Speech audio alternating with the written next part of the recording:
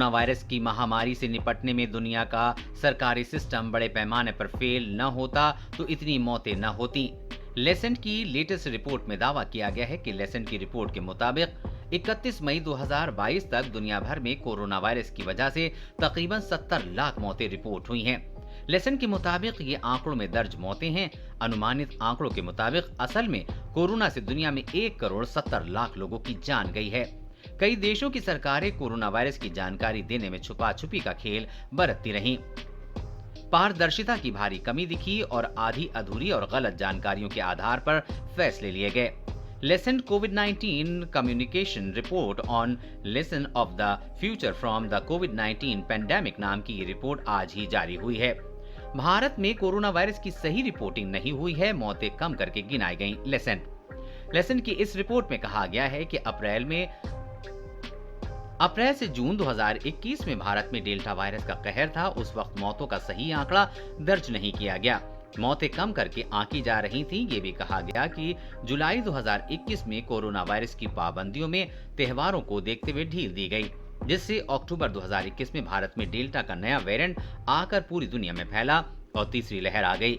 हालांकि रिपोर्ट में कहा गया है कि मार्च 2020 में भारत ने लॉकडाउन का फैसला तो तेजी से ले लिया, जब भारत में केवल 654 केस थे, लेकिन अप्रैल 2021 में डेल्टा ने तबाही मचा दी। इस वक्त तक भारत ने लॉकडाउन में काफी ढील दे दी थी। चुनाव करवाए जा रहे थे, कई त्योहार आ रहे थे और प्रोटेस्ट हो रहे थे।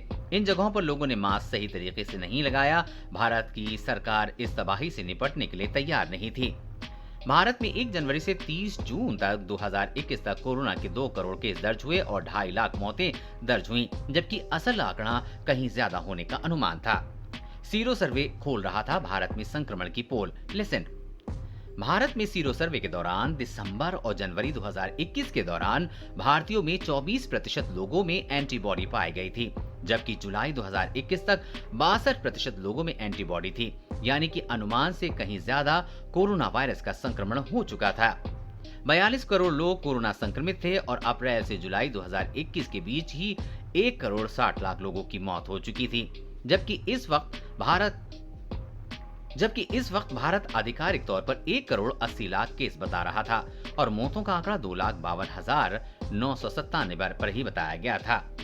एक दूसरे अनुमान के मुताबिक कोरोना शुरू होने से लेकर सितंबर 2021 तक भारत में 4,40,000 मौतें दर्ज हुई थीं, जबकि आकलन के मुताबिक ये मौतें 30,40,000 तक रही होंगी। लेसेंट के मुताबिक भारत ने असल मौतों के मुकाबले केवल 14% मौतें ही दर्ज की हैं। भारत ने वैक्सीन बनाने के बावजूद उसे दूसरे देशों को बांटने के बजाय अपने देश में पहले खपाया।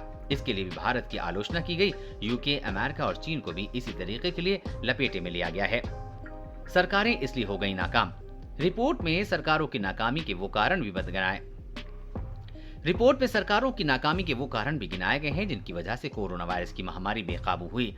कोरोना वायरस की बीमारी को नोटिफाई करने में देरी की गई। कोरोना वायरस हवा से फैलता है, ये मानने में काफी देरी की गई, जिससे कि इस वायरस को रोकने के सही तरीके ही लागू नहीं किए जा सके।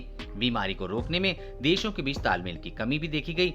दूसरे देशों से अपने देश तक बीमारी को रोकने के तरीके गलत अपनाए गए। गरीब देशों को सही समय पर फंड नहीं दिए गए। गरीब देशों को पीपीई किट, वैक्सीन और दवाओं की सप्लाई सही समय पर नहीं मिली।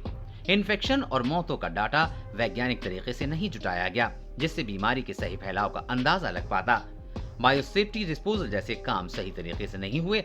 संभव है कि लैब से ही महामारी फैल रही हो। देश और दुनिया की हर अपडेट पाने के लिए चैनल को सब्सक्राइब करें।